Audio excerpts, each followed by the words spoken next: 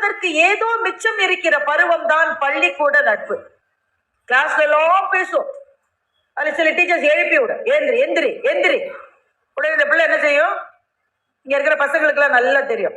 Miss எழுந்து getup அப்படின்னா என்ன பண்ணுவீங்க? முன்னாடி இருக்கிற பிள்ளையோட தலையோட சேர்த்து நம்ம தலையை வச்சுக்கிட்டு, உடனே சில மிஸ் அப்போ விடாது, எந்திரி ஒன்னதான் எந்திரி.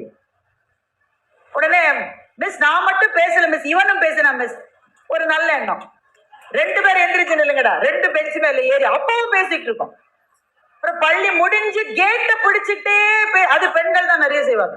தோழியோட போய் அந்த பிள்ளையோட வீடு வந்துருச்சுன்னு வைங்களேன், அந்த வீட்டு கேட்ட பிடிச்சிக்கிட்டே நின்று ஃப்ரெண்டோட 1/2 மணி நேரம் பேசுவாங்க. இந்த கால பிள்ளைகள் என்ன செய்யணும்? இவ்வளவு செஞ்சுட்டு வீட்டுக்கு போய் பேக்கை கீழே வச்சுட்டு போன் எடுத்து திரும்ப அதே ஃப்ரெண்டுக்கு போன் பண்ணும்.